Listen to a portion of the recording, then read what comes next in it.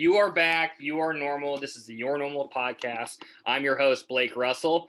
And I took a week off last week. I think it was a week for self-care.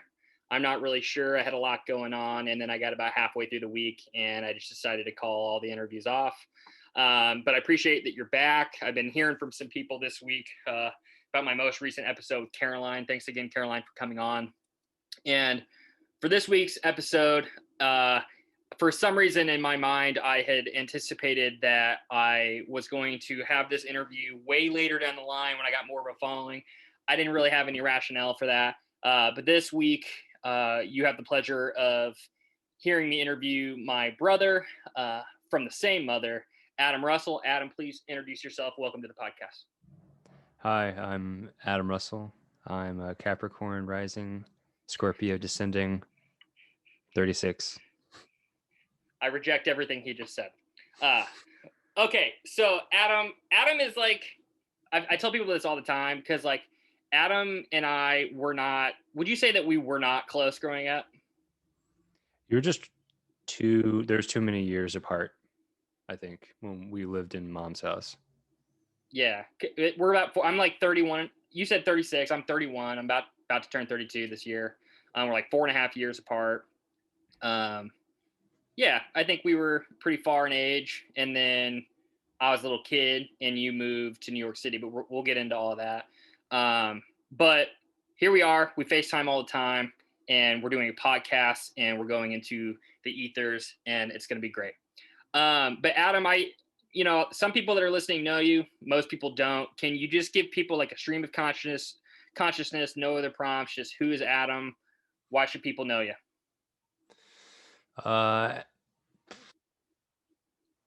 Yeah, sure. I am a musician, an audio engineer, a dog owner, a vegan, a half Native American, half gringo, multi-instrumentalist, songwriter. So tell people about your dog Ryuk. Tell people about what Ryuk does that's annoying. You know what I'm talking about? Well, he initially ate his own shit, if that's what you're referring to. I wasn't referring to the poop part, but yes, the eating part, like eating things. Oh yeah, he's like me. He's extremely like picky about what he eats. He eats coconut oil, human grade chicken, rice, carrots, and peas with a probiotic added every day. That's like there's more goes into his diet than my diet, and I feel like I'm relatively healthy, so that dog's intestines are probably tip-top shape. And yeah. I also heard that he ate a spring at one point. Is this true? Yeah, my dog one night took apart my laundry hamper thing was on the ground because I lived in an apartment in Brooklyn and it just had like the laundry bag thing that I lugged to the laundromat every time, and somehow that fell and he bit into the latch thing, the drawstring latch plastic piece that has a spring in it. Yeah. And it shot into the back of his throat. I'm sorry. I'm not laughing. I'm laughing now because he's okay. But I remember can you dive into the story a little bit? You don't have to tell the whole fucking thing, but like going to the vet and like the guy and all that. You know what I'm talking about? Yeah.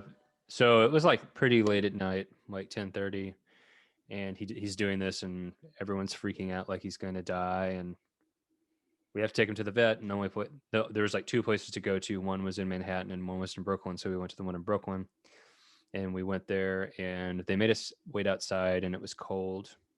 And then after like 35 minutes, this is also during COVID, so we're wearing masks in a tent on the street in Brooklyn while it's like 40 degrees. And after 35 minutes, they were like, hey, you guys come in and wait in this empty waiting room. There's like 7-8 people working there, milling around. And then we're in the waiting room for a second. Then they're like, go in this room. And it was like one of the operating rooms or like doctor examination rooms.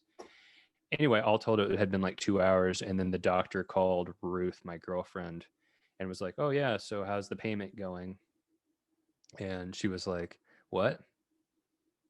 And they were like, what's going on with the payment? and she was like, "Oh, I called somebody to help me because we were thinking, or she was told it was going to be like $2,000 to like potentially $2,000 to get the thing out of him." And she was like, "Oh, I called one of the numbers and they didn't get back to me." And the same goes for the second one. They're like, "Oh, okay. Well, Ryuk's just sitting in a cage up here, so we need you to pay."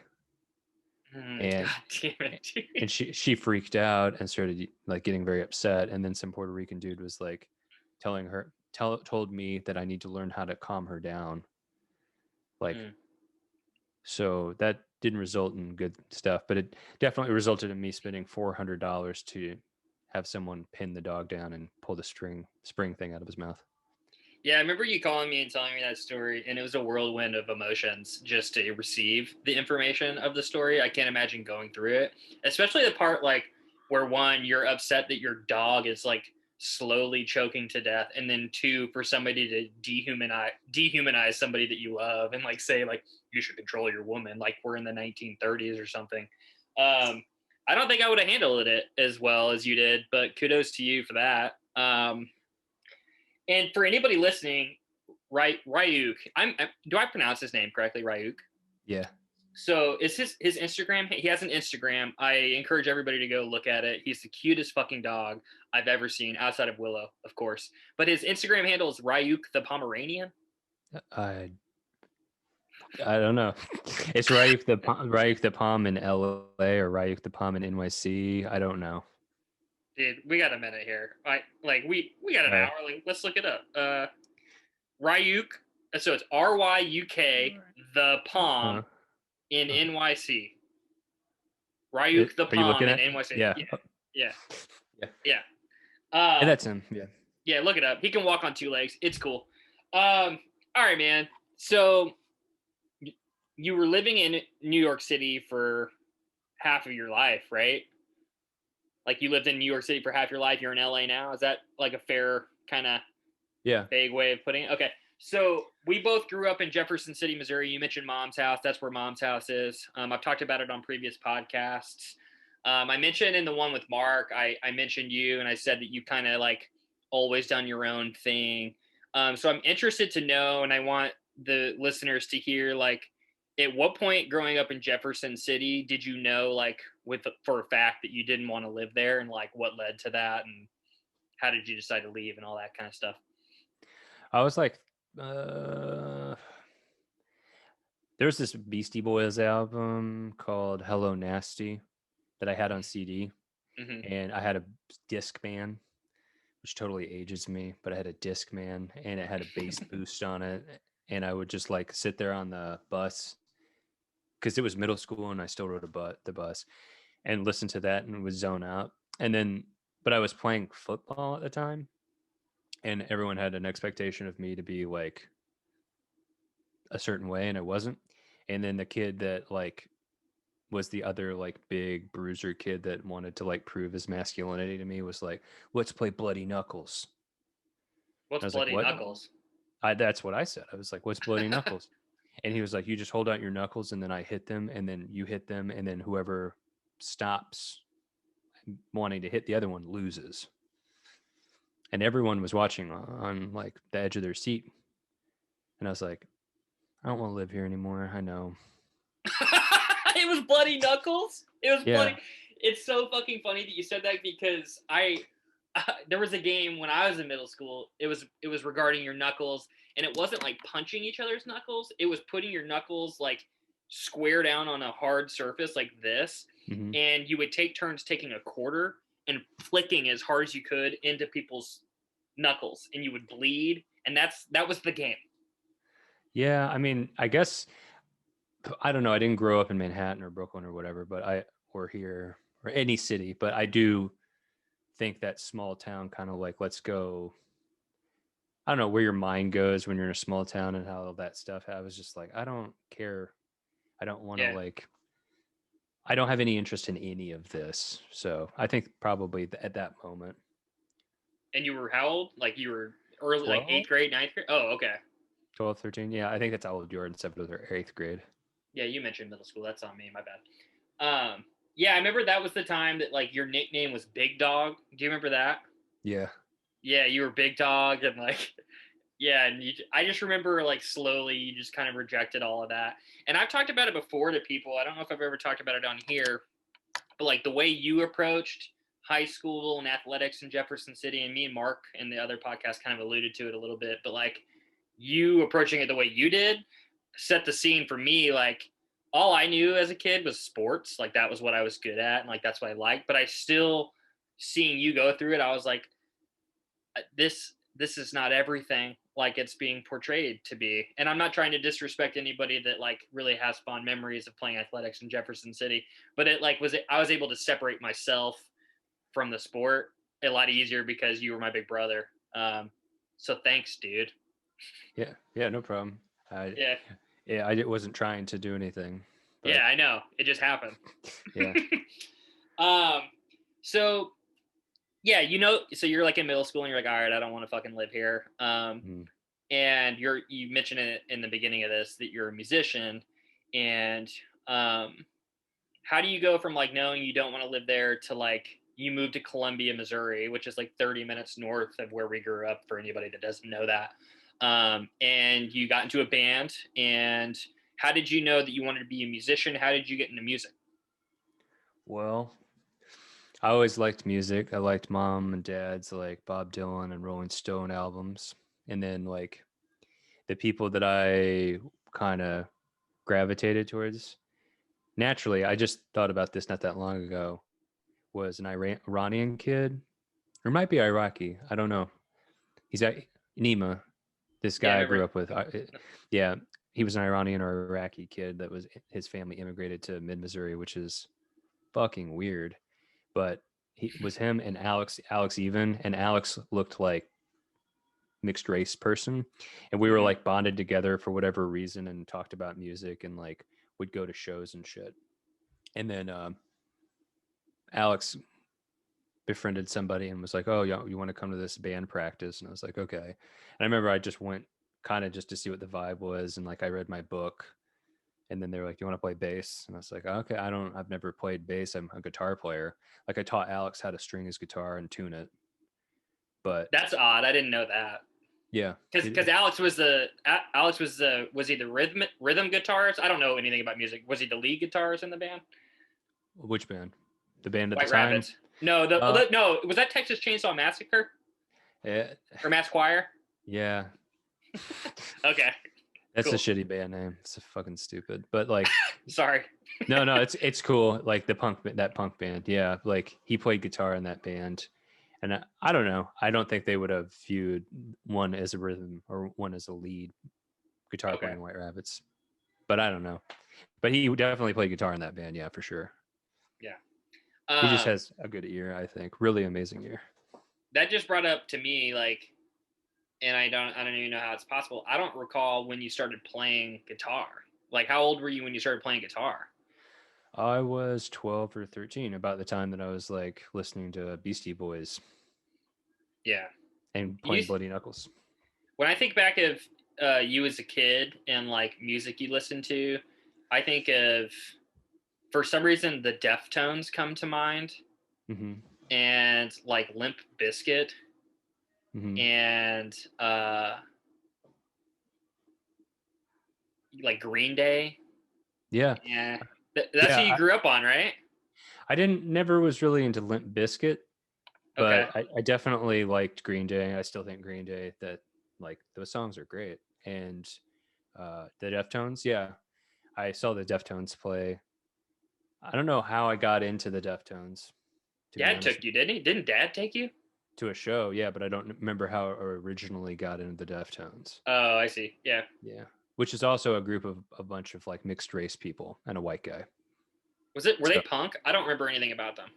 no, they were, I don't know. At the time, they would be labeled as new metal, but now one would argue that they weren't new metal, whatever the fuck that means. I don't know. They were a rock and roll band. Okay. Yeah. Um, back to like you're in this band with the name that we shall not name. Uh, was that before or after you had left Jefferson City? Like you left, you didn't because you didn't finish high school, right? And then you moved to Columbia to pursue music, or like what? How did that go down? Uh, I had dropped out of school, was kind of trying to figure it out, I think, and then that I got joined that band, and then I was like, cool, I'm just gonna go to live in Columbia. And one of the guys in the band was like, you can live in my radiator room, because in Missouri there's like houses with basements, and there was a room with the radiator in it. So I just put down a futon mattress and slept by the radiator for free and worked Did at a that pizza place. did that suck? Sleeping by a radiator? At the time, no, it was great because I wasn't like living in Jeff City. Yeah. Yeah. It was like anything is cool as long as I can like sleep and I'm not there, basically. Yeah, and I worked at I had a job. I had a band I played with. I ended up losing the job because at one point they put me on to put a day I had a show in St. Louis, and I went into work and was like, I have to leave at 3:30, and they were like, well, if you leave, we're gonna have to fire you. And then I was like, okay, which ended up making everybody that worked at the pizza place love my band. So, haha, Shakespeare's. Oh, it was Shakespeare's shade thrown to Shakespeare's. Shakespeare's, honestly, Shakespeare's is. I think Shakespeare's is overrated. I think it's a cool experience to go in there and stuff, but it's like okay pizza to me. Hot takes, Blake. Hot takes. Yeah. Let's just shit them down. Yeah. Okay, so you're living in Columbia, and yeah, like at that time you were traveling a little bit, like mostly around Missouri playing shows, right? We went on actually a national tour, maybe even two, with that band. There was a band from the West Coast that came and played a show in Missouri, and they were like, "You guys are cool. When we come back through, do you want to open for us when we go back to the West Coast?" And we are like, "Sure." And we might have played another round of shows like that, but we went up, I think, out here to California and back, maybe up to Seattle and back. I don't remember, but That was with the first band. yeah, I yeah. didn't realize that. I didn't realize that you traveled that much with that. That's interesting to me. Um, so you have a little bit of experience with traveling around the country and like touring with a band at that point. A little bit.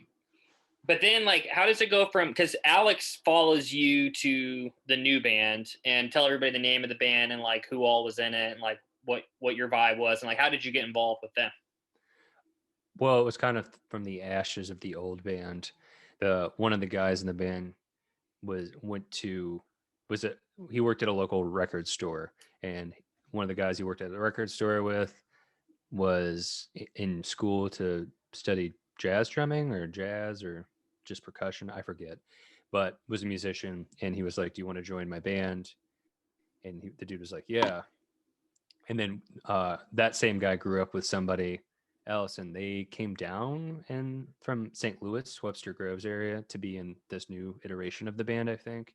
And that's when we were like, let's move to New York. Whenever what goes like what prompted it? What was the catalyst? Like was it just because you guys were having success? Because I remember like I was in high school and I would go to Columbia and I'd watch you play at like the Blue Note, and there was that other little like kind of outdoor bar. I don't remember what it was called. Do you remember what I'm talking about? Like you Tellers? walk, maybe like you walk up the wooden ramp and then you wait in line on the deck and then you go inside and it's like a little venue. Yeah, I think that's Tellers. Yeah. Grandpa came to that one. Yeah, I think that's the name of it, but yeah, the Tellers. Yeah. Okay. Anyway, it doesn't matter. But like, yeah, I remember coming and seeing you play shows, and you guys started to get like quite the following. And is that why you guys elected to move to New York, or what went into that decision? Well, we kicked one of the guys in the band on one of those like run the punk band. He just couldn't deal with like that little amount of life on the road, which fuck me, because he went on to be like a really successful photographer that traveled and has stuff in like the Washington Post and New York Times. And Did he really? yeah, I saw him on the street randomly like one day in New York, and he was riding a bike and he stopped and was like, Adam. It's like, whoa. But Oh we kicked, fuck. yeah, we kicked him out of the band, or he left. I think we might have kicked him out. And then we kicked the vocalist guy out of the band. And the vocalist guy went on to sell drugs and get caught and go to prison for a minute. And Oh then shit. the drummer dude came into the fold, and this other guy from Webster Groves. And then the drummer guy was getting ready to graduate. And I think we realized, like, it was either we were going to go to college, me and Alex and Steve, the guy that was graduating, was like, we should take this somewhere else. And we were all like, yeah. why not? And then we would have moved out here to Los Angeles, but you needed a car, and that seemed like an audacious request. So we moved to New York. Yeah. Yeah, because like to really like for people that are listening, like you guys were what, like 17? Like nobody was over 20, right? Except maybe Greg. Greg and Steve and Matt all were. Me and Alex were the young people, but we were, I mean, had to have been like 17, if that. Yeah. Yeah, which is it's fucking crazy to me. I lived in mom and dad's house, so I was like 21. Like it's just so crazy to me that you moved to New York and you had the experiences you did, and I'm like eternally jealous of that. Um, but so you moved to New York City, and I remember like pretty early on when you get there, didn't your van get stolen? Like all your equipment or some shit? Didn't that happen, or am I making that up? We moved there in well, yeah, the van got broken into several times. And Mm-hmm. the first, like, I think Alex would know better than me, but I think it got broken into like a handful of times because we'd find the coat wire inside of the van, and no one just put a coat wire in the middle of the van. So we deduced like people were breaking into the van, but they couldn't figure out how to like hotwire it to start. And then the fifth or sixth time they figured it out, and it got stolen. Did it have your equipment in it, or was it just the van? Just the van we moved to the city with. So then you have to like quickly become accustomed or familiar with the subway system, I guess. No, we were already taking the train and stuff to work at that point. We only had the Okay. van to like load the gear into to go to a venue, and we just had to hire this like awesome guy to like come pick us up and drop us off at venues. Yeah, His name I was remember Nigel. Shout out to Nigel wherever you are, dude. Nigel. Much love. Shout out. Yeah. One love. Uh, I remember when I first visited you in New York. It was like I don't want to go too much into it, but this is like when you had Rockaway and you had a show in Philly that night, and the Mhm. plan was to come pick me up from the airport. And I get off the plane, and I'm like, all right, I'm in New York City, cool. And like I'm ready for you to come pick me up in your Jeep. And I get off the plane and I look at my phone. And you're like, hey, dude, you're gonna have to get to us. And where were you guys? Like in the Upper West Side or something? No, we were in Brooklyn, in Yeah, South Williamsburg. yeah. You told me I had to figure out how to get to Brooklyn, and I like shit my pants. And you're like, it's fine. Like just do this. Luckily, I have like pretty good directional sense, and I like was able to figure it out with your texts. I just told you to take one train and transfer to the other, and you freaked out. No, man, it was like 4 or 5 transfers, man. It was like because the first part was like get on the A train. And I was like, I don't know what the fuck that eight like, but then I realized like, oh, that's the thing to get out of the airport. And then once you're out, then you know, and I like went to the J and the Z and all the letters. But hey, I made it, man. And then we watched you Yeah. play in Philly, and it was a good time. Um, so you're in New York. White Rabbits is the name of the band. Did you mention the name of it? I think you did. I don't know. Yeah, Yeah, that's the name. yeah, the band that he was with when he moved to New York City was the White Rabbits. And I would say that you guys had a tremendous amount of success. I know that like because of some of the topics we're going to get into and shit, like this is not a fun time for you to think back on. But wouldn't you say that you guys had some success? Yeah. Yeah. Yeah, I like tell me because I know you toured the world, right? You toured in Europe and shit, and then you also my like one of my favorite memories of my whole life is watching you play on David Letterman. What was playing on David Letterman like? Honestly, dude, in hindsight, Yeah, pretty sure. traumatic. Like Dramatic or traumatic? traumatic Okay. because everyone like we played and it was like, oh, this is exciting. You have to get there at like I don't know. At the time, it seemed like an in a crazy hour. We lived like way in Bushwick, and we had to be on the upper. Well, it's Hell's Kitchen.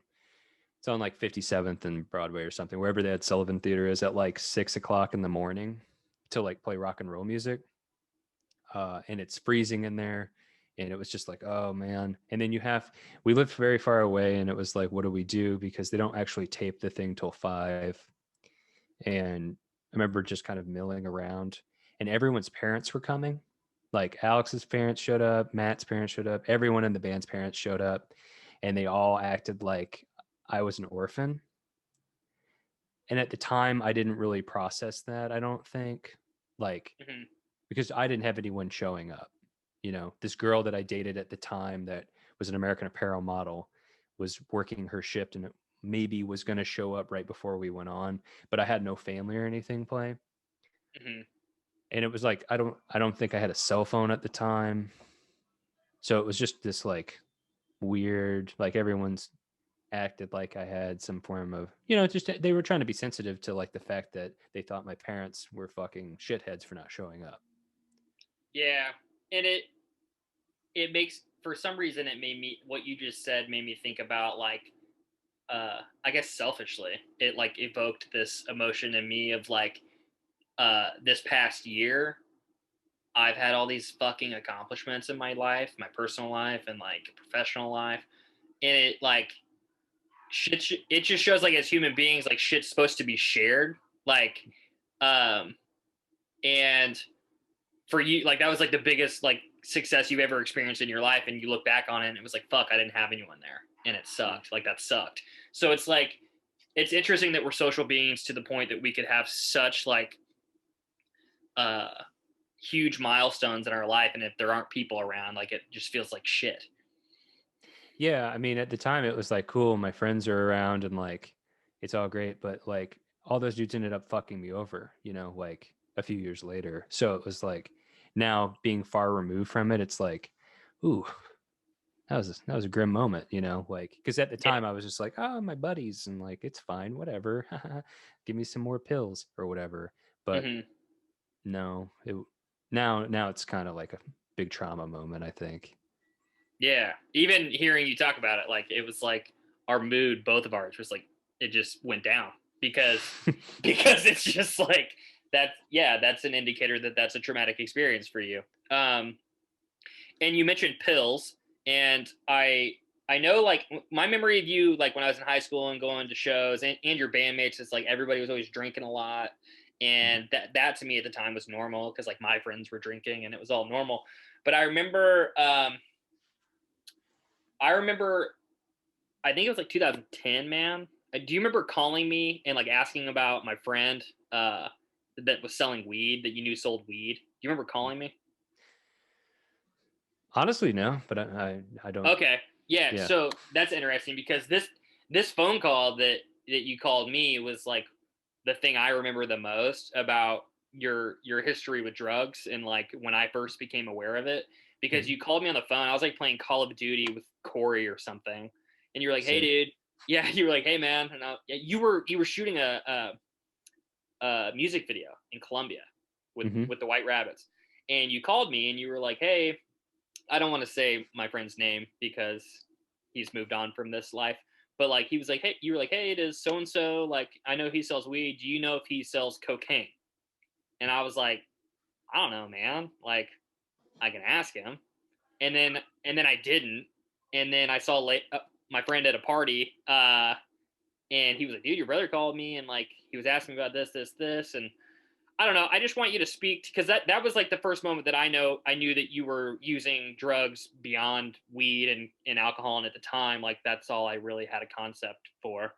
Um, can you speak to like how it started, like how you started using harder drugs, and like what that was like for you at that time? Yeah, sure. Okay. Like, yeah, the environment that I grew up in, or we both grew up in, was really like booze soaked. Like our parents and like our people our age, just like that's everything they did. But I never, and because of that, I always like stayed away from doing drinking stuff and whatnot. Even to when I was in New York, up to a point, like we'd started playing shows, and I'd be like, oh, I'm going to drink tea. I didn't even drink coffee. Like, but then I worked with a bunch of people at this famous bookstore, and we went to a party once, and the dude was like someone I trusted, and he was like, "Oh, let's go across the street to see my boyfriend." And their boyfriend was like a high functioning junkie, and I was Hmm. like, "Oh, okay." But they and it had offered to do it, and I was like, "Okay, well, if I'm ever going to do this drug, it's going to be now because I'm here in this protected environment and What drug was it? heroin. Yeah. And I was like, okay, I might as well try it. And I tried it and it didn't do anything the first time. And the guy was like, oh, you got to do a little more. And then I threw up and was fine. Like I was really high. And then I knew he knew where to get heroin and he would get me heroin, this guy, like whenever I needed it intermittently. But I still was like cautious. I was like, I'm not going to do it all the time. I'd do it like on Mm. the weekends or whatever. But like it took over, it bled into like, all right, I'm going to do cocaine to stay awake, mix it with the heroin. Then, I'm fucked up all the time. So you got to drink a little bit when everyone else is drinking. So they just think you're drunk. But really, I always just viewed alcohol, like people going out to bars and stuff, as like, cool, that means I can do drugs and it's socially acceptable. If that's what we have to do, then cool, let's go do that thing. Hmm. But it was really just an excuse for me to like get high, and then cocaine kept me awake. And then I found out girls like cocaine. So I was like, oh, okay, that's an added plus. But yeah, it just kind of got it. You can't last too long doing it. So it got out of control pretty quick. When you started talking about that, and I appreciate you sharing, Adam. Um, I the question in my mind, like the natural question in my mind, is like you were saying that like you weren't even drinking before shows, you weren't even doing caffeine, like you were Mhm. or you were doing tea, and then you go to using heroin, and that seems like to me like you at least like maybe somebody naive that hasn't had like firsthand experience with using drugs to that extent, I I typically think it's like more of a progression. So I'm interested to know like how you went from like I don't even want to drink to using heroin. Like how does that leap happen? Well, I mean, in Missouri and stuff, I didn't drink or anything either, but I was into psychedelics. Like I would Mm, go like out places and trip on mushrooms. Or like, when I went on that tour with that punk band out here for the first time, the tour manager gave me chocolate mushrooms and I tripped really hard in the desert. Um, I just used that, but I still view those as more of like a therapeutic, like sort of like vision quest kind of medicinal vibe than I do other drugs. But yeah, I mean, I don't know. I didn't have like the guard down. I think in hindsight, the reason I did it is because like I was trying to control things, and it seemed like a good way of controlling things. why Like did it once I say, start, I don't understand. What do you mean?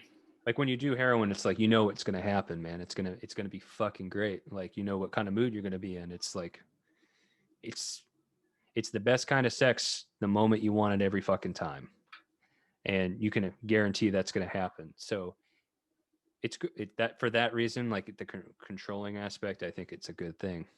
Hmm. And it got to you because you mentioned like using cocaine and stuff. Like, was it entirely to the point where like you were entirely dependent on like balancing both of the two to like function? For sure. I mean, I think it got to the end, like, I don't know, people would ask me to get them drugs because they knew I knew how to get drugs, and I was helping like move drugs because it helped fund my drug habit. Hmm. It was just constant, like, I don't know, it's fucked up all the time, man. I don't remember much of it, but I know that I needed that to get through. How long did that period of your life last? Like 5 years? Less than that? 3 years? 5 or 6 years, I think. So like what? Like age 20 to 25 or something? Something like that. Uh, in that range, yeah. Okay, so it's interesting that you don't recall the phone call with me at all because I used to think like I wonder if Adam was like indirectly saying like I have a problem to me, like naively making it about myself. Oh yeah. Yeah, but what I guess then like Ryuk in the background. Go to his Instagram, Ryuk the Palm in NYC. Should change it to in LA because that would be more accurate. I know. Um, let Ruth know. Those are my notes. Uh, so I forgot my train of thought now. You were talking to me. You asked me what my age range was for using the drugs. 20, and then you're like, "Oh, that's 20 to 25." Thanks, man. So Yeah. yeah, so my thought was, because then I was mentioning like when you called me and I naively made it about myself and thinking that you might be indirectly saying I have a problem. Mhm. What prompted you? Because I remember this is like at this point in your life, I think it was like 2010 when you came back to mid Missouri, and you went to treatment in Chicago and like you spent some time at home and we spent time together. Wasn't Yeah. that about 2010? 2009, 2010. Yeah. So what led to you like you were just describing, like it was like everything you could do just to get like your next hit and like that was how you were functioning, to like coming home and like saying like I have a problem, I need help. Well, I mean, I think it was pretty accepting at the time. Like you know, everybody was on some form of drug, you know, some kind. So no one In really your knew. in your band? Yeah, I Okay, mean, drinking, whatever, like sure. probably cocaine use. I don't know. Like, who knows? But everybody was like not totally sober all of the time.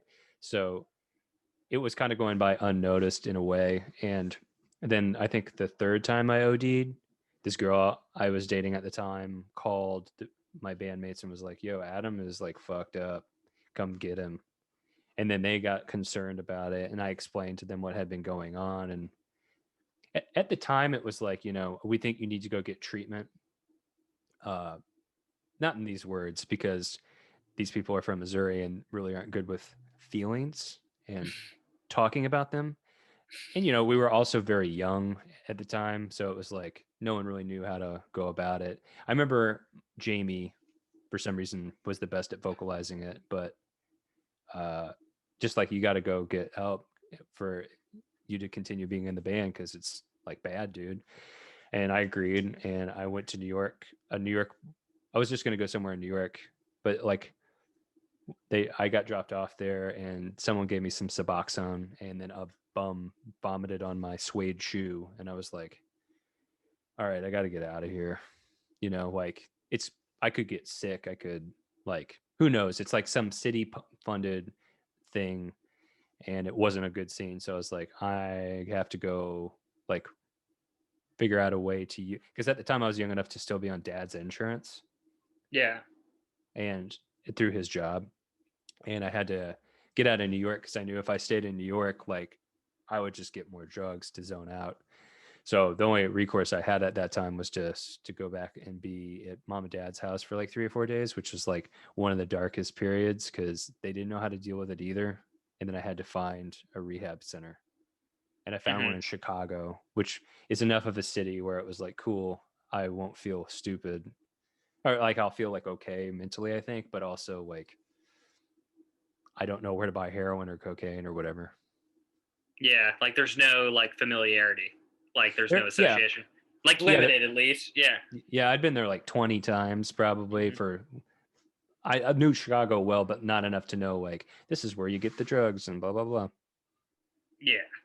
So Yeah. you specific I didn't know that about I didn't know that you specifically chose Chicago just because of like you knew it was best for you because you knew it would like all to like it would limit distractions or would limit your um, access to getting drugs, which would Yeah. limit the temptation and everything. Yeah. So I want to back up to when you were talking about like you OD'd for the third time and your girl, you said it was your girlfriend at the time. Mm-hmm. She like called the bandmates and everything and like because like it sounded like it was a combination of like one like people like helping you get to a point where you were like I need help and also maybe partly you, but I didn't hear a lot of like uh because I feel like that was a very you transitioned, that was a big moment in your life and you were like I have to get help. Like did you actively like see it as like this is a problem and if I don't get control of it like this is going to consume me and I'm going to die, or did it not really transpire that way?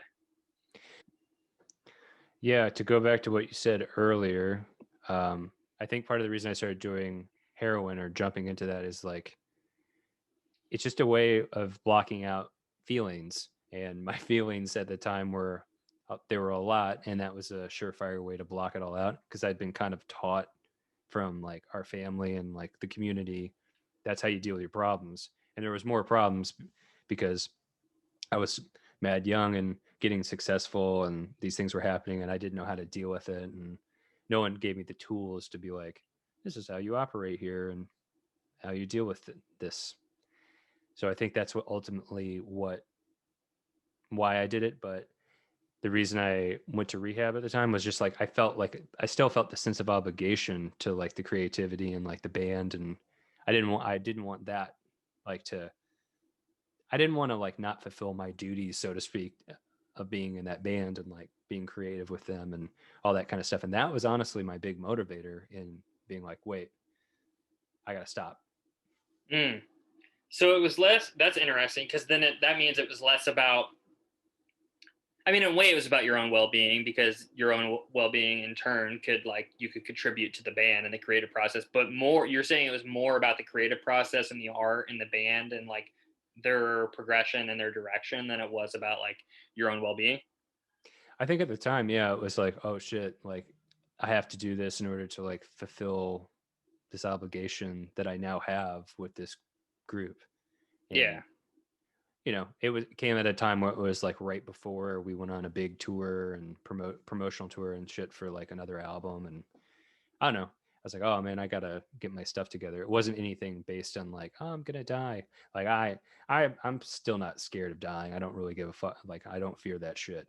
But like, at, I did not want to be like, I didn't want to let them down. Didn't want to like let the Yeah. people that worked for us down. Anything like that.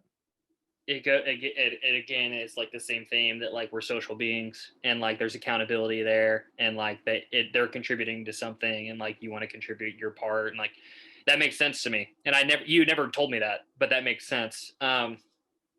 So I know like my memory of it's very foggy of how it went down. But I remember because you alluded to it a little bit earlier that like the band didn't treat you well during this, or maybe I'm putting words in your mouth. Do you want to speak to like what happened? Because I know you went to treatment and you like got out of it, and then you were no longer a part of the band. Is that correct?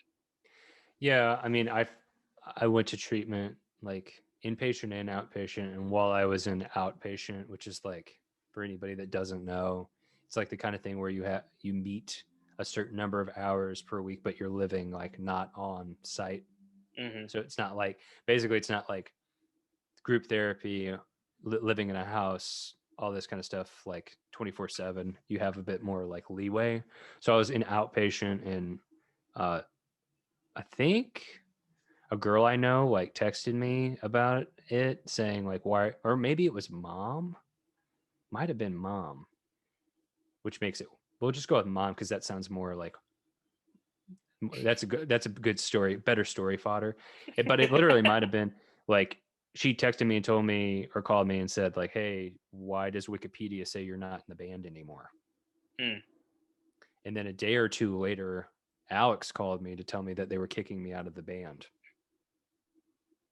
That was probably because like I still like am like it's hard for me to talk about now like fucking 10 years later or something and it wasn't my life and like but even like hearing this snippet of a conversation like within this podcast knowing that like he was your buddy growing up and then like he's the one that calls you to say like you're not in the band anymore that fucking sucked I would imagine. Yes.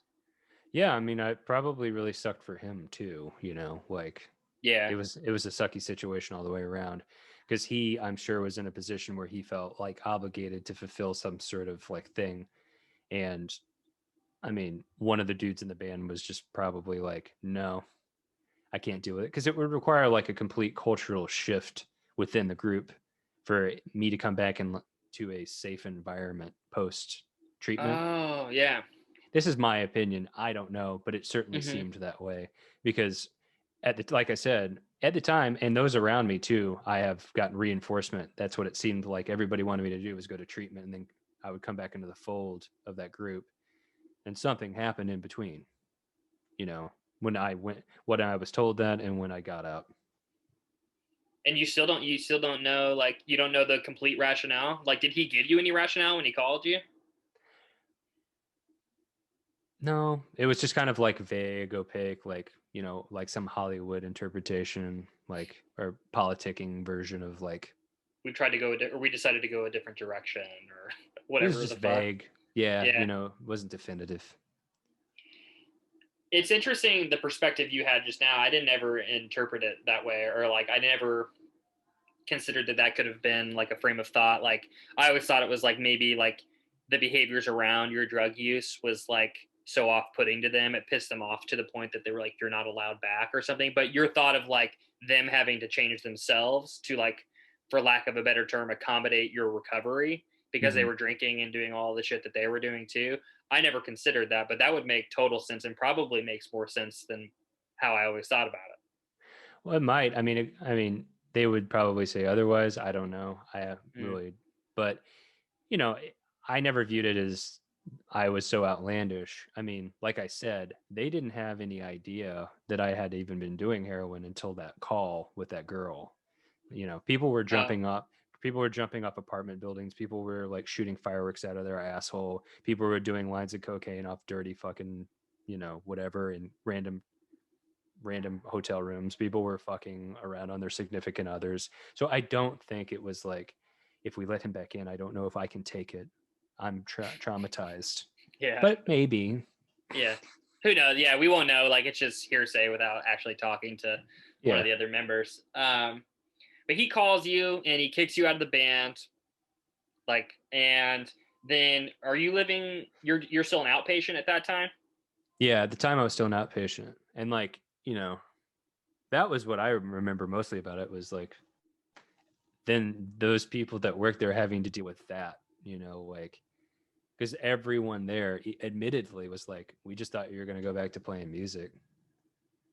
So it's like, I'm in my mid 20s in a city where I don't want to be like I have come to because I'm not familiarized myself with completely, nor do I want to stay there forever. And these like doctors and nurses and stuff are having to be like, what do we do with this person? How do we tell them to go on? And for that, I fucking feel bad because I would not. I mean, I wouldn't want to put someone through that ever again. That sucks. You mean the healthcare workers there, Yeah, they like had the to. staff? Yeah, they had to do that, and then like a few days later, to add insult to injury, was like some incident with our parents because every weekend, parents and family were supposed to come visit. Mom and dad never did, and you were like at school, and I don't know, I wasn't expecting you to come or anything. I wasn't expecting anybody to come, but then like mom and dad came like the final week, which was like that weekend following this incident, and dad brought a gun in his like carry-on thing, and they were like, you got to leave. And then it turned into a whole fiasco. Like, so I really, sorry, New Hope, Chicago, if you are working there. Umberto, I'm talking to you, man. Sorry about that. Mm. Umberto is his name. Umberto. Yeah, he was a jazz player, but a jazz trumpeter, but then he got addicted to drugs and kind of, I think he still does gigs in the Chicagoland area, but he's like, his daytime job is working at this rehabilitation clinic. He was my like counselor. That's sick. He has a cool life. I think that's a cool life. Like he's pursuing something that like he's passionate about, and he's also helping people. I think that's cool. Yeah, he was a cool guy. Yeah. And also like what it was New Hope Chicago is what it's called. That was the treatment center. New Hope Recovery Center. Yeah. Okay. Um, because I mean, I feel like what was your experience like there? Like, do you attribute your recovery to them solely, or what do you attribute your recovery? Because I feel like they had to have done at least something meaningful or somewhat of a good job because you've been clean since you left there. Is that the case? Hmm. Yeah. So I mean, would you attribute that mostly to like yourself and like your dedication to like yoga, exercise, diet, or like what like how much of a role did they play in your recovery? I mean, it was big because I mean, were they were just the first people that I interacted with, where it was like talk about your feelings. And at Yeah. that time, like that was something I'd never really been around and like openly had a discussion with anybody about anything at all. So I think that was the first step towards something. They Mm, gave me like the context to be like, oh, this is a whole aspect of your life that you need to talk about, because everything else was like, fear and anger, and like that was just my reaction to everything. Hmm. Yeah, and I think I agree with you. We've talked about this a lot, and like we always have this like I don't know, I don't want to call it a disagreement, but when you talk about like Missouri and people not talking about their feelings and like drinking things down, I think that like if you had to pick an either or, if Missouri does that, if people in Missouri do that or don't, I would agree with you. But I also like people that I work with and people that like have been here a long time. I know a lot of good people that do work in the mental health field, and like there's a lot of good people here, and like people recognize that that's kind of the case. Like people recognize that Missouri can be better about all this shit, and it fires people up. Um, but so that was 10 years ago, 11 years ago, Something like that, yeah. and and and and I'm not shitting on Missouri to wholeheartedly. It's just when you're 20, or not even 20, I was a teenager, and you get friends that are in their early 20s and whatnot. That was my experience. But for sure.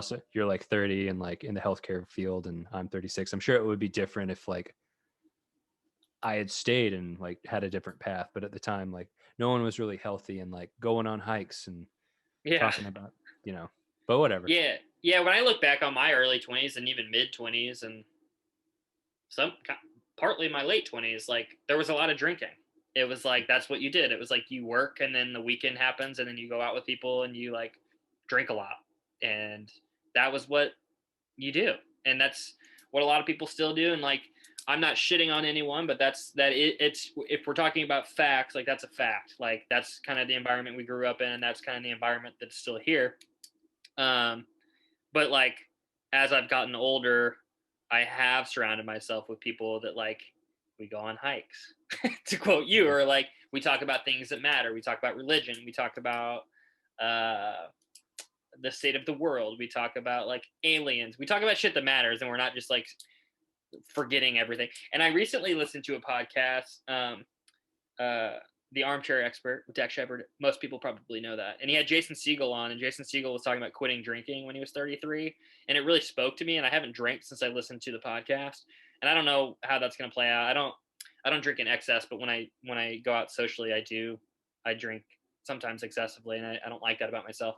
But he said I don't remember exactly what he said, but he said something about like that he realized that when he was drunk all the time, it was wasted time because he wasn't remembering, or like he was drunk and like wasn't experiencing life, and like when he realized like he was wasting time, that was like all he needed. And like that really spoke to me because I'm very, I'm a very existential person, and I don't know, I feel like I wasted a lot of time in my 20s like fucking around drinking. So I agree with you that that happens a lot here.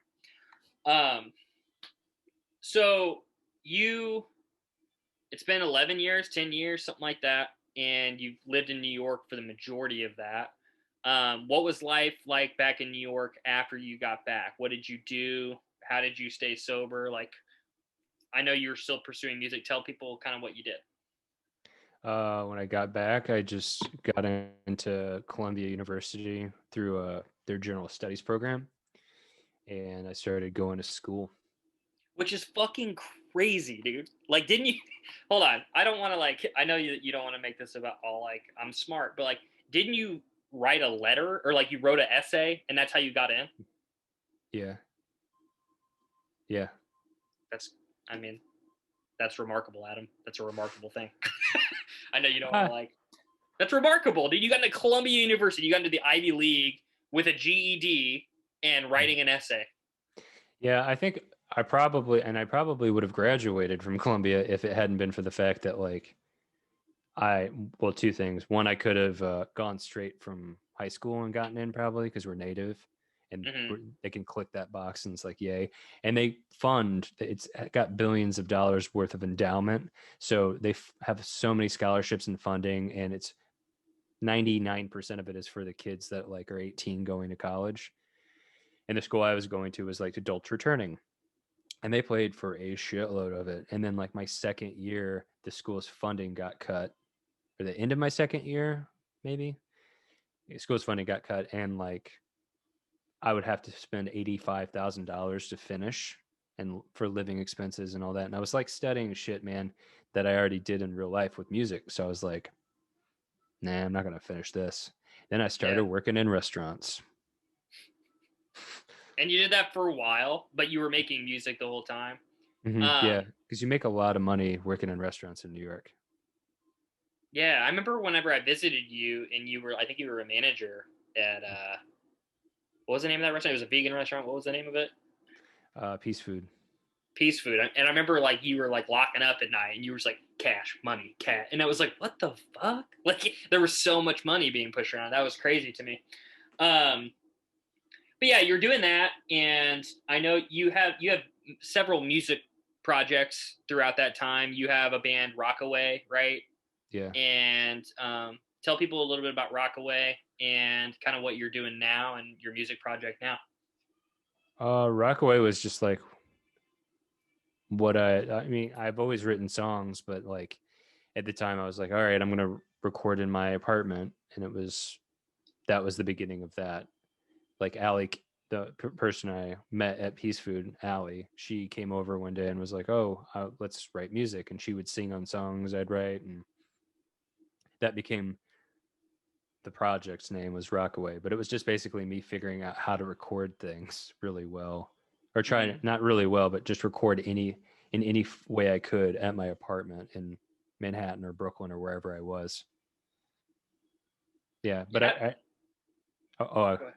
I recruited like other people to play too, like the drums and the bass, and but it got to be like too much because I don't know. I thought I was doing an okay job at like talking about things and letting people interpret the songs as they were, but maybe I was just picking the wrong people. There was just a disparity in like people taking it like seriously, getting people that have a level of like professionalism and the amount of money that I could give them. Like I couldn't give anyone any money. So it was just like friends of friends and I don't know, egos, man, and musicians. So that dissipated pretty quickly. I remember watching you guys in New York play, and egos is like a mild way of putting it. Like there was a lot of personalities, there was like insecurity, there was egos, there was a lot of stuff going on. And I Mm. remember thinking like if they could just get through the psychological bullshit that is happening right here, I remember thinking like this band's gonna fucking slap. Like this is gonna go a lot of places. But I just remember that like that was something that like it just kind of crumbled. Would you say that's what attributed to like the end of Rockaway was just the personalities?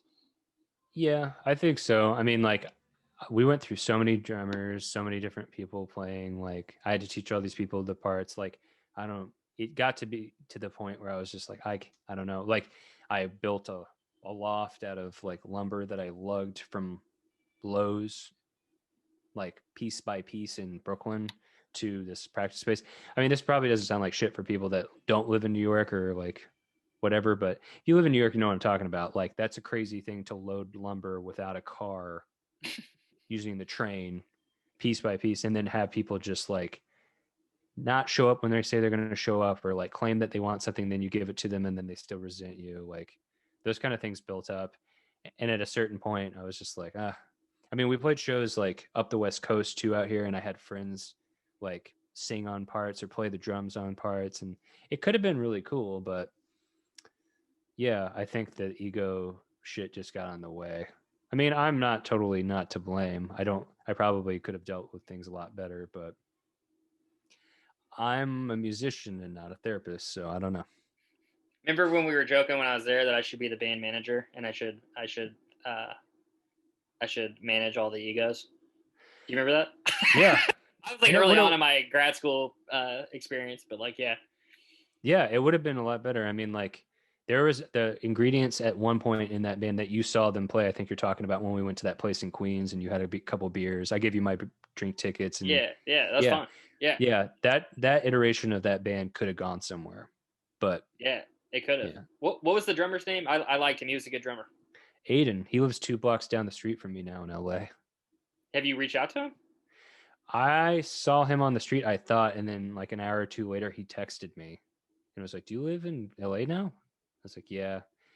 I think he feels kind of weird about like the circumstances surrounding like the dissemination of that band. So But I have no ill will, and I would go on a walk with him up to the park. The thing that sucked about it was he got married to the girl that like he was dating, and she came to like all these shows, I like remember her. Yeah, I remember seeing her. Megan. Yeah. Yeah, Yeah. they got, and I didn't get any invite to the wedding, and that kind of chapped my ass. But I called him on it. I saw him at a show in New York, and was like, I didn't get invited. What's up, man? What did he say? Oh, he said that like they only had certain number of people that they could invite, and like his wife was part of the equation, and it totally wasn't his decision. Mm. Defending her honor. Perhaps you said it, not me.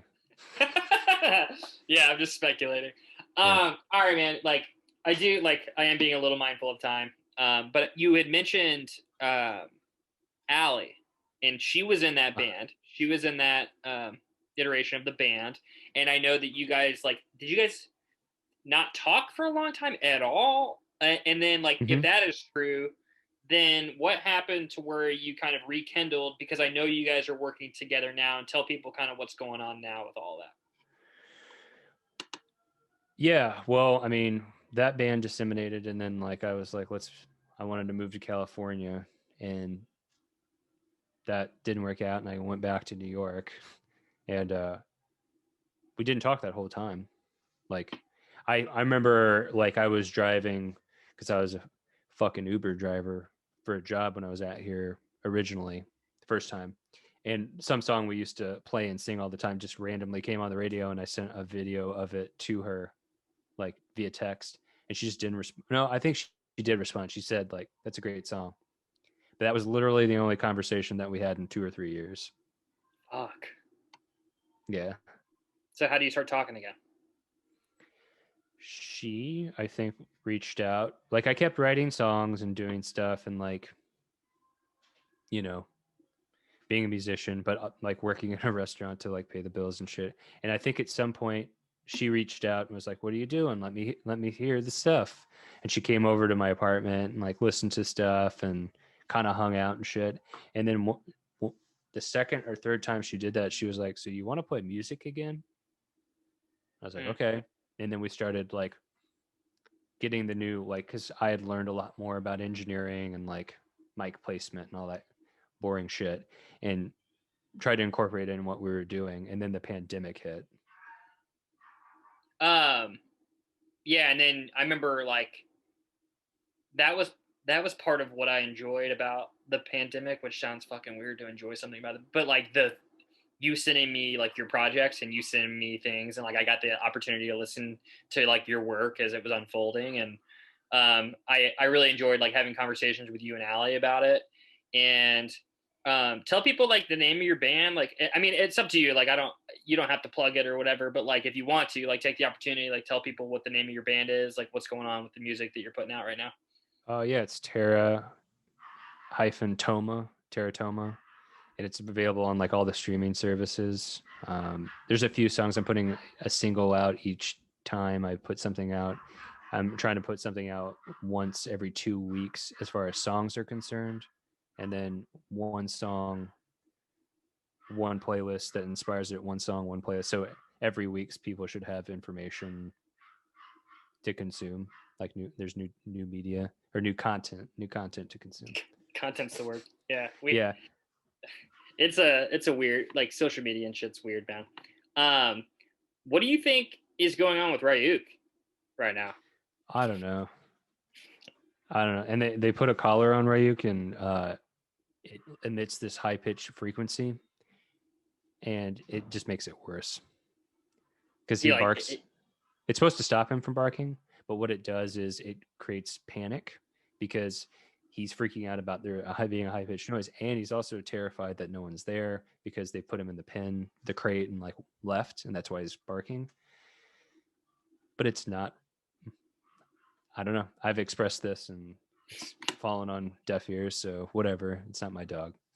yeah, it just is what it is. It reminded me of Sam's dog Carly. She like is a rescue and has probably a really bad traumatic background and like is very anxious all the time, scared of everything. We tried to give her anxiety medication because we gave some to Willow and it helped a lot. And as soon as we gave it to her, she had an adverse reaction to where like she wouldn't eat her food and like she was just hiding all the time. And it's it's like, we can't be doing this. Like we got, so we stopped giving it to her. But like, yeah, it's an interesting thing having a pet, man. So I want everybody to go check out Teratoma. The images are, what is this? What are we You looking didn't at? tell me. I didn't do the 5-word thing. I like thought about it all morning. Oh, figgity F. You want to do it now at the end? You want to do it like back end, 5 words after everybody knows everything? Yeah. Also, there's a new song coming out this Friday called "The Shakes." Stream that shit. It's available on all platforms. Teratoma. But yeah, I have 5 words to describe myself. I think. All right, let's see if they're true, because everybody knows everything that's ever existed about you. So let's see. Yeah, I'm super out there online. Everybody knows all my stuff. Uh, creative, I put Mm, as one word. Uh, cerebral, methodical, fearful, and vengeful. mm. Speak to fearful. I don't know. I think fear like is a motivating factor for me because I think like, well, if I don't do this now, what if I die? Or what if there's only a certain amount of time basically before the idea that I have I won't be able to do. Like I just fear running out of time and like, consumed with that. Yeah, man. It's I I relate to that in other ways. Like, like if I'm not progressing my career enough, or if I'm not doing this creative thing, or like I definitely like, I get that. If I feel like I'm not doing something, I might as well be dead kind of feeling. Like it's like, why the fuck would I even be here? I have this wonderful chance to live. So like I relate to that, and that's interesting that that's a motivating factor for you. You also mentioned cerebral and methodical. To me, those kind of go hand in hand. Why Mm-hmm. maybe like why did you give them both their own category? Methodical just because like I find things that work for me. Like, I take this amino acid and this vitamin and this probiotic and this blah blah blah and I do it every day at this time and I have it with my fucking smoothie every morning and when I take a vocal take I bust this to this and this preset goes here and this is my I have like oriented around certain things like methods but cerebral because I just get really into like stuff, If I'm like really into an anime, I'm like, is it a manga? I want to read all the mangas. Is it and then if I get really into a piece of gear, I'll like break it apart to understand how it works. Mm-hmm. Like I don't think I'm an intellectual person. Like I'm not like I think intellectual and cerebral are different, but I think I get like cerebral about stuff. I think I would agree with that. Like, what came to mind? Like, you definitely dive into things, and it's always like, how the fuck did he get there? Like, that's how it presents when you receive hearing like what you're into at the time.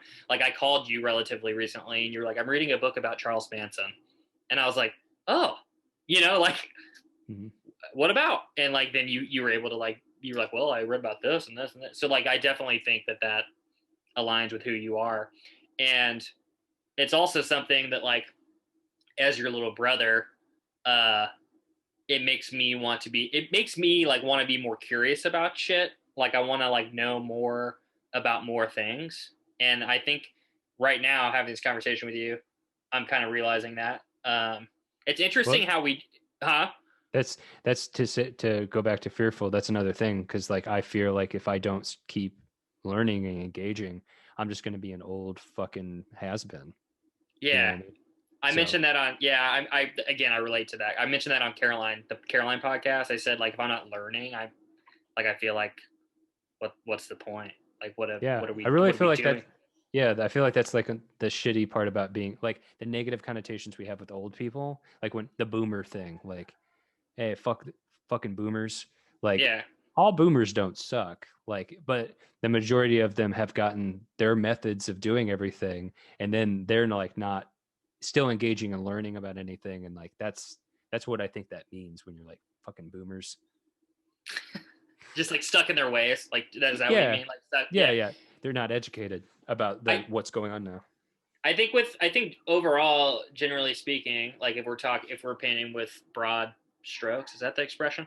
Um, millennials and Gen Z, like their view of the world, and like I think a lot of people align kind of well with what we're talking about and wanting to learn and be better and like contribute. And if technology doesn't take us out, I think that the world's going to be a much better place in like fucking 40 years or something.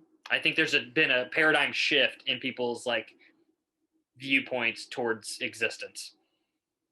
Yeah, and I think like the negative side of that is I think every generation has felt that. And I think objectively, our generation and Gen Z has it harder than any generation before. And if that keeps progressing, like, are we going to be here? Like, there's been a global pandemic and we got a $1,200 check and a pat on the ass.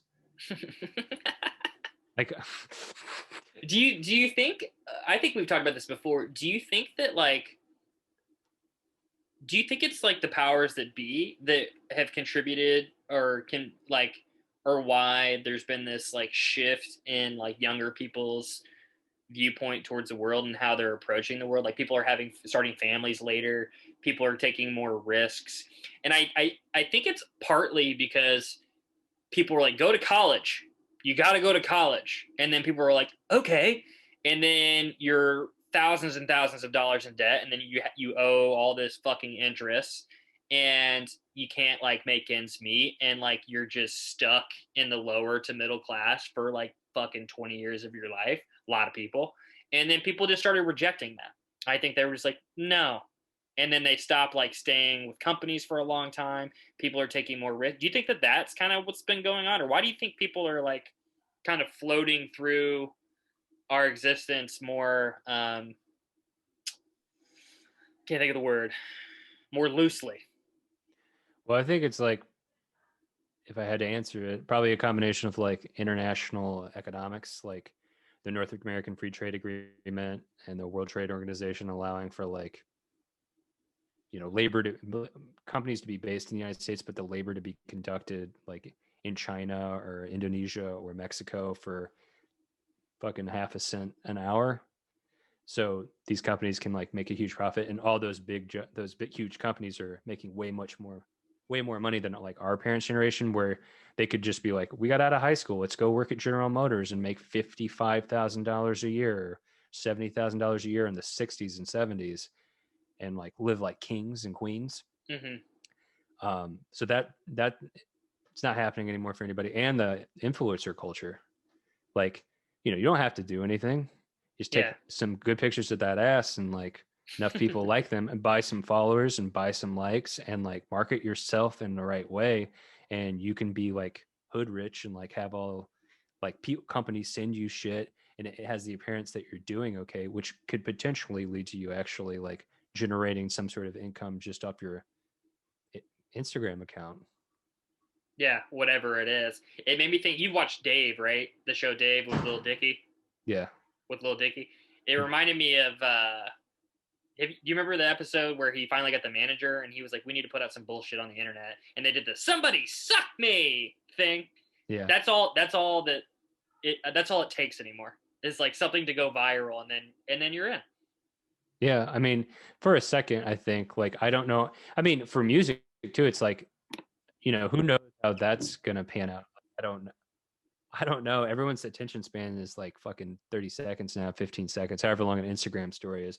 And it's just what it is, like that's just where we're at now in the culture. Like so yeah, it made perfect sense for someone to just say something stupid and then like that goes viral and then people care about his project.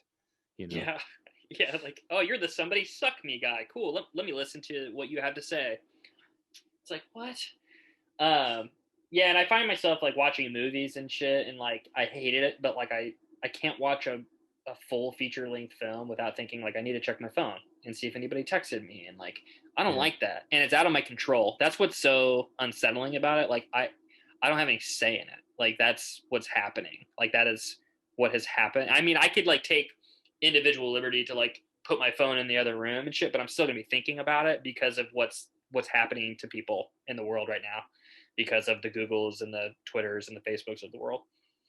Yeah, I mean, your whole world is in the palm of your hand now, which just is what it is. I mean, you can like not engage with it, but you're not going to be.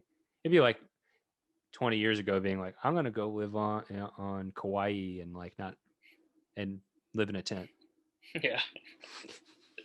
I know, that's the thing. Like I used to write about it. Like I used to write a lot more, and it's like this thing that like I feel like this is super dark, but I feel like it's destroying civilization, and you can choose to not participate in it. But if you don't participate in it, then you're not a part of civilization. And it's like, what do you do? Like, do you do this thing that you know is terrible for your mental and physical health, like because it like makes you do this all the time, or do you not have a social life because that's what everybody's doing to have a social life? Yeah, especially in COVID, it's super like I want to know what the numbers are for everyone being on their phone since the pandemic happened. Yeah, I'm sure it's even mine like weekly how it drops on your iPhone. It shows Yeah. you how many hours a day. It's insane. Like a lot of my shit that I do with work is on my phone too, so like that's some of it, but it used to be like an hour and a half, 2 hours before COVID. Now I don't know, I'm embarrassed. I wouldn't even want to say it. I'm so embarrassed about it. Yeah, I mean like dude, it's gotten so crazy with the amount of time people spend on the internet and on their phones that like trolls got into the stock market. Like Yeah. Yeah. Yeah. it's I mean, I'm not criticizing or critiquing like at all, but it's just like we have a lot of time on our hands. I found myself reading in depth about how the stock market worked because of the amount of time people have to just like fuck about on their phone now, Mhm. which is cool. Like I'd rather fuck about on my phone honestly than like work at some job I fucking hated. So Yeah. it's Um not a all right, man. This has been a wonderful conversation. I we're like at an hour 20, hour and a half or something like that. And I'm gonna call it quits. But do you have any final thoughts before we part ways, Adam Russell?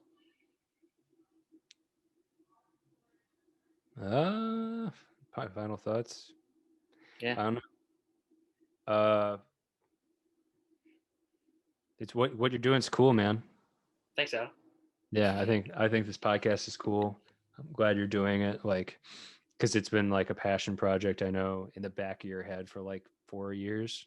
Yeah, something like that is maybe even pushing 5 now. Yeah. So I think it's a really cool way to connect with people. We're talking about everybody being on their phone and shit all the time, and I don't know if people would be as engaged with a podcast if maybe, but like people have more time to consume media now. So you just doing it and putting it out there is like awesome. Yeah, and it's cool. Like people can break it up. People can like listen to it on this car ride and this car ride and do it however, or they can listen to it all at once. And I've been saying this all the time. Like for anyone listening, thank you for listening. And it's crazy to me that people want to listen to like what I have to say or what people I'm asking to come on have to say. So I appreciate it. I appreciate the compliment, Adam, and I appreciate you coming on and speaking candidly. And love you. And thanks for coming on. Love you too, bro. Deuces.